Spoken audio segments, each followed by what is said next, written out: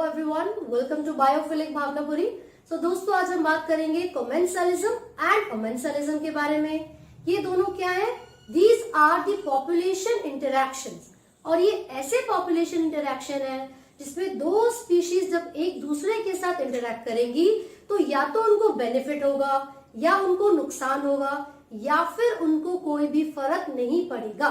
तो सबसे पहले कमेंसलिज्म से स्टार्ट करते हैं। तो आज का हमारा टॉपिक है कमेंसलिज्म। क्या होगा इसमें? इसमें एक स्पीशी को बेनिफिट होता है और दूसरी स्पीशी न्यूट्रल होती है। न्यूट्रल का मतलब है ना ही उसको कोई अपेरेंट बेनिफिट है और ना ही उसको कोई ऐसा बहुत बड़ा नुकसान है। तो इसलिए हमने यहाँ पर जीरो से एक्सप्रेस किया है न्यूट्रल को, राइट। तो कमेंसलिज्म में one species is benefited whereas the another species has no apparent benefit or loss। तो उसका मतलब है वो बिल्कुल न्यूट्रल रहती है, ठीक है। कुछ एग्जांपल्स हम यहाँ पर कमेंसलिज्म के पढ़ेंगे। जैसे कि एक एग्जांपल है जो ऑर्किड का आपको दिया हुआ है। जो ऑर्किड्स है ये क्या करते हैं? They grow as an epiphyte. Epiphyte क्या है? एपीफाइट किसी भी एक ऐसे प्लांट को बोला जाता है जो किसी दूसरे प्लांट की बॉडी पर चढ़ता है बट वो पैरासिटिक नहीं होगा, ठीक है। सो जो ऑर्किड है वो as an epiphyte mango tree के ऊपर रहता है। किसके ऊपर? मैंगो ट्री के ऊपर। इसमें जो ऑर्किड है it will derive it's nutrition, लेकिन जो मैंगो ट्री है उसको एज सच कोई भी फर्क नहीं पड़ता। इसलिए हमने ये बोला है पॉजिटिव हो गया एक और दूसरा न्यूट्रल, है ना। दूसरा एग्जाम्पल आपको यहाँ पर दिया हुआ है कि जो बार्नेकल्स होती हैं they grow on the back of the whale. कौन कौन सा है? बार्नेकल्स ऑन व्हेल। तो इससे जो बार्नेकल्स है वो एक तरीके से व्हेल के सरफेस पर ही, बॉडी के सरफेस पर ही रह रही है, but whale due to its large size उसको कोई फर्क नहीं पड़ता। बार्नेकल्स क्या है? मैंने प्रीवियस वीडियोस में भी बताया था कि ये कुछ आर्थ्रोपोडा फाइलम से बिलोंग करने वाले ऑर्गेनिजम्स है, क्रस्टेशियंस, ठीक है। Another example that we have is the cattle egret. Cattle egret and the cattle, grazing cattle, चरने वाली। अब आप इसमें भैंस का एग्जाम्पल ले लो भाई जब भी ग्रेजिंग काउ या कैटल, कोई भी मतलब फेलो वगैरह ले सकते हैं, जब वो चल रही होती है तो आप कई बार इस तरीके के इंटरेक्शन को, मतलब इन दोनों की क्लोज एसोसिएशन को विलेज वगैरह में ऑब्जर्व कर सकते हो। क्योंकि जो बफेलो है वो वेजिटेरियन है भाई, उसको इंसेक्ट नहीं खाने, घास खाने। जिस समय वो बफेलो चल रही होती है, ग्रेजिंग कर रही होती है, वो इग्रेट बफेलो के ऊपर चढ़ जाता है, ठीक है। अब उस इग्रेट को क्या चाहिए? उसे तो इंसेक्ट खाने हैं, लेकिन अगर वो इग्रेट घास में खुद ढूंढना शुरू कर देना उन इंसेक्ट को तो उसके लिए बहुत डिफिकल्टी हो जाएगी। लेकिन वो ये जानता है भैंस तो खाएगी नहीं इंसेक्ट को।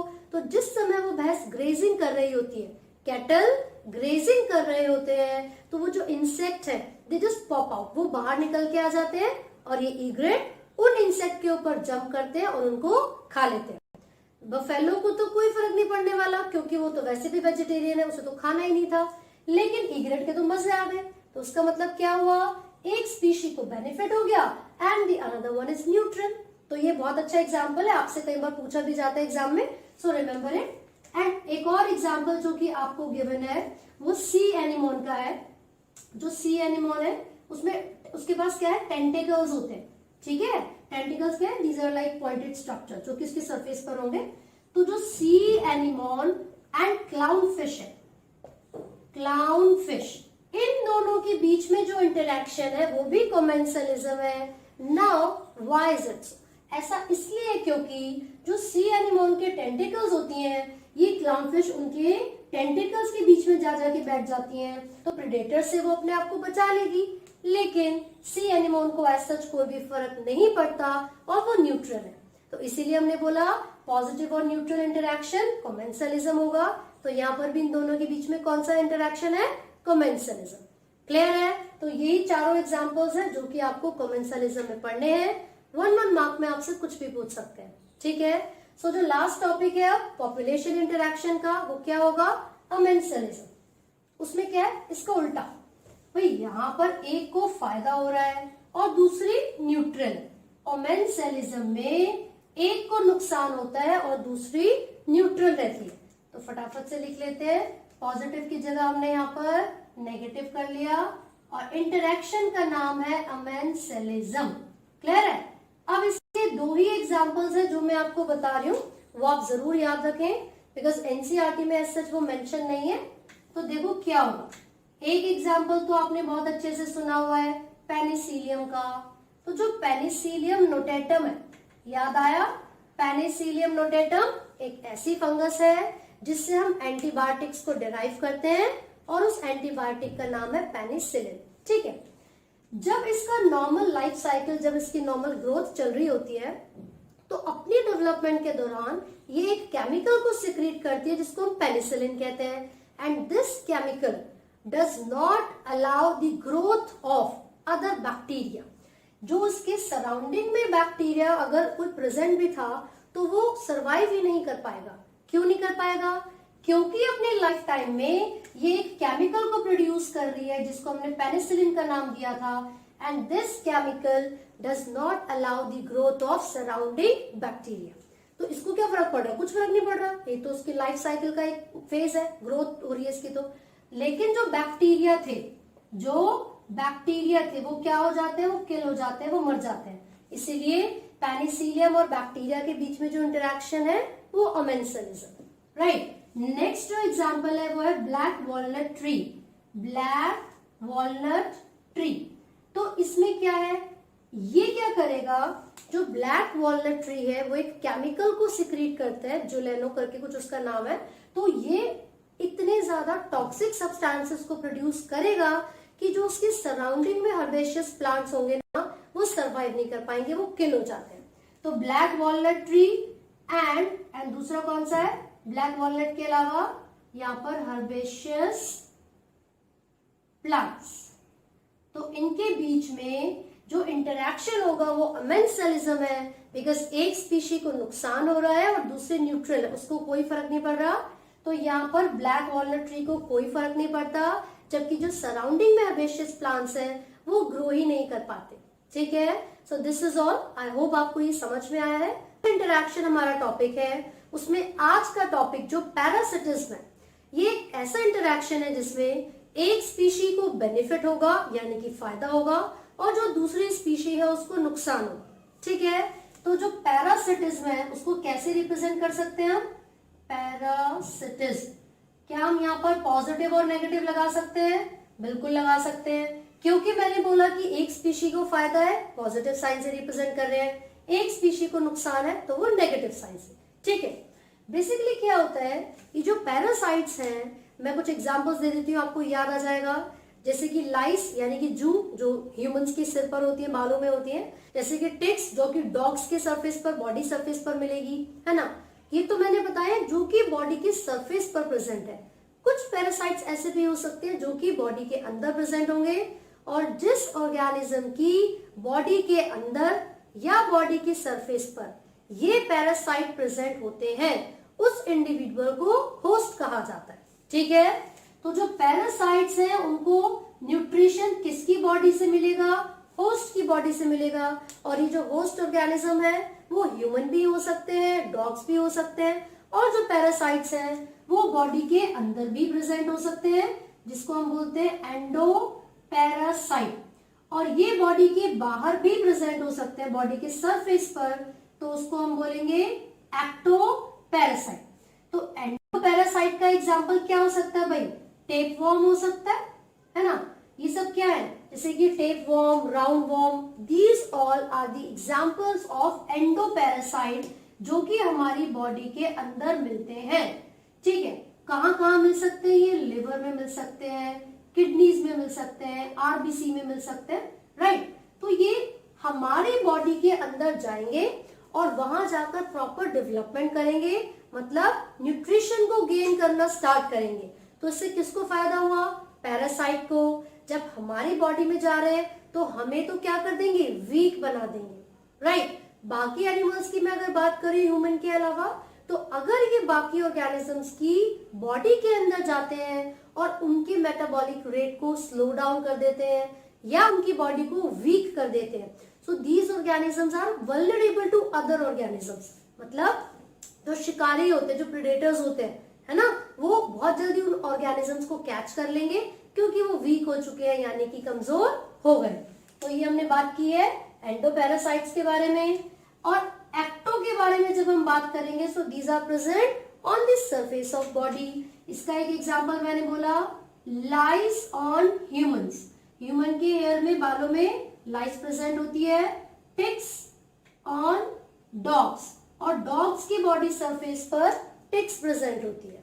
ये तो क्लियर हो गया। अब अगर जब पैरासाइट के बारे में हम बात करेंगे तो ऐसा नहीं है कि बैक्टीरिया, फंगस या फिर ये जो वर्म्स है सिर्फ यही पैरासाइट हो सकते हैं। नो, इसके अलावा प्लांट भी है, लोअर इन्वर्टिब्रेट्स भी हैं, वो भी पैरासाइट हो सकते हैं। कौन सा एग्जाम्पल है भाई प्लांट का? तो यहाँ पर मैं एक प्लांट पैरासाइट का एग्जाम्पल आपको दे रही हूँ जो कि कैस्कटा है। ये एक ऐसा प्लांट है जो कि हेज प्लांट के ऊपर एज अ पैरासाइट रहता है।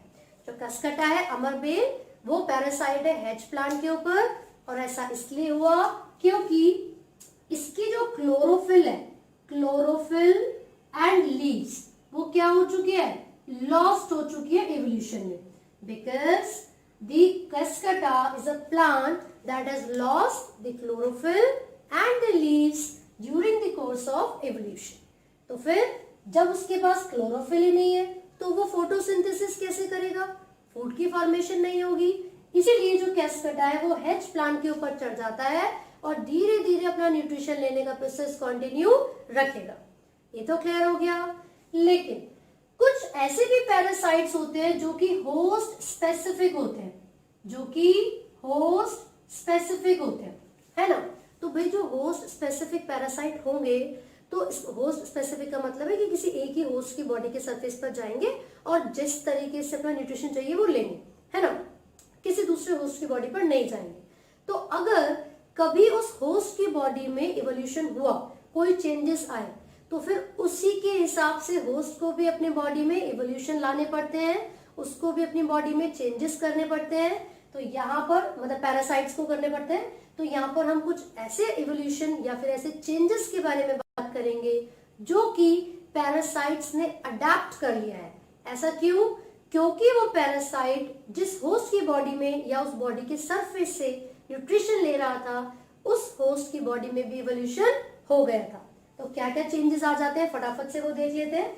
यहाँ पर कुछ स्पेसिफिक चेंजेस आ जाते हैं पैरासाइट्स के अंदर, जैसे कि सबसे पहला इवोल्यूशन की वजह से पैरासाइट ने जो जो अडेप्टेशंस की हैं, सबसे पहला हम लिख रहे हैं लॉस ऑफ डाइजेस्टिव सिस्टम। भाई जो डाइजेस्टिव सिस्टम है उसका लॉस कर दिया है क्योंकि बहुत ज्यादा एनर्जी जाती है। दूसरा, लॉस ऑफ, जब डाइजेस्टिव सिस्टम जा चुका है ना, तो ये जो डाइजेस्टिव सिस्टम था वो एक तरीके से जो बॉडी का वेट है उसी को इंक्रीज कर रहा था। अब क्योंकि डाइजेस्टिव सिस्टम चला गया है तो थोड़ा सा वेट कम होगा। अब उसकी जो बॉडी है वो इजीली क्लिंग कर सकती है, चिपक सकती है या जुड़ सकती है अपनी होस्ट की बॉडी से, ठीक है। तो यहाँ पर अननेसेसरी एंटीना या ऑर्गन्स जो भी थे जिसकी जरूरत नहीं थी, उन सबको इन्होंने क्या कर दिया? लॉस कर दिया। लेकिन किस किस चीज में डेवलपमेंट इन्होंने की है वो भी हमें पता होना चाहिए। देखिए जो रिप्रोडक्टिव कैपेसिटी होती है वो ज्यादा हो गई है, हाई रिप्रोडक्टिव कैपेसिटी किसकी? पैरासाइट्स की। साथ ही साथ उन्होंने डेवलप कर लिया है, यहां पर लिख लेते हैं, दे हैव डेवलप्ड सकिंग और एडेसिव ऑर्गन्स। एडेसिव ऑर्गन्स ऐसा क्यों? So that they can cling with the hair. मान लीजिए लाइस की यानी कि जू की बात कर रहे हैं, ताकि वो बड़ी आसानी से जुड़ सके, है ना, चिपकी रह सके बालों से। इसलिए उन्होंने कुछ सकर जैसे या कुछ एडेसिव ऑर्गन्स को डेवलप कर लिया है।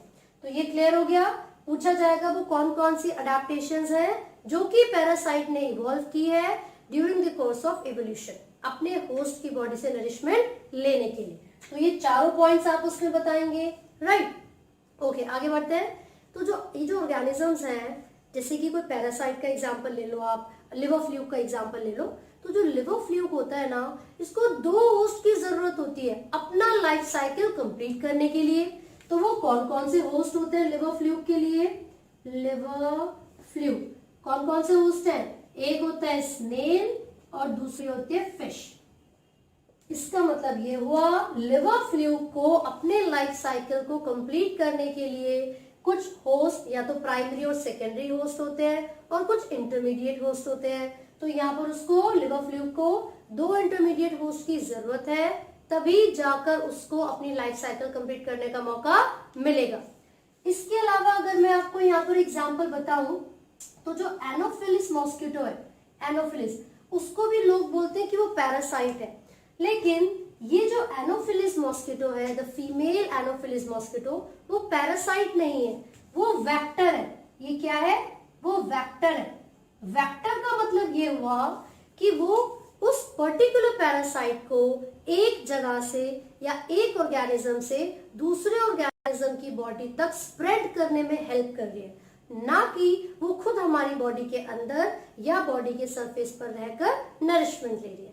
तो इसीलिए हम फीमेल एनोफिलिस मॉस्किटो को वेक्टर बोलेंगे, ना कि पैरासाइट। तो हमने सुना है कि ये मलेरिया करवाने के लिए रिस्पॉन्सिबल है, तो भाई ये सिर्फ एक पैरासाइट नहीं, ये सिर्फ एक वेक्टर है, पैरासाइट नहीं है। क्यों? क्योंकि जो एक्चुअल में पैरासाइट है वो कौन करवाता है मलेरिया? प्लाज्मोडियम। और प्लाज्मोडियम की कौन सी फॉर्म? तो आपको याद रखना है स्पोरोजोइड। प्लाज्मोडियम की जो इन्फेक्शियस स्टेज होती है वो स्पोरोजोइड्स है, और जब वो स्पोरोजोइड्स हमारी बॉडी में आएंगे तभी जाकर हमें मलेरिया होगा। तो पैरासाइट क्या हुआ? प्लाज्मोडियम। और वेक्टर क्या हुआ? Female Anopheles mosquito. ये क्लियर हो गया। अब यहाँ पर इसी के अंदर एक बहुत इंटरेस्टिंग एग्जाम्पल आप पढ़ोगे, वो एक पूरा टॉपिक है जिसका नाम है ब्रूड पैरासिटिस। तो हम लिख लेते हैं फटाफट से, क्या नाम है? ब्रूड पैरासिटिस। अब भाई इसका मतलब क्या है? पैरासिटिस, देखिए इसमें क्या होता है, बेसिकली ब्रूड पैरासिटिस में एक ऐसा प्रोसेस है जिसमें एक होस्ट, कोई भी एक होस्ट है जो किसी दूसरे ऑर्गेनिज्म के अंडों का ध्यान रखता है। इसका बहुत अच्छा एग्जाम्पल है कुकू यानी कि कोयल।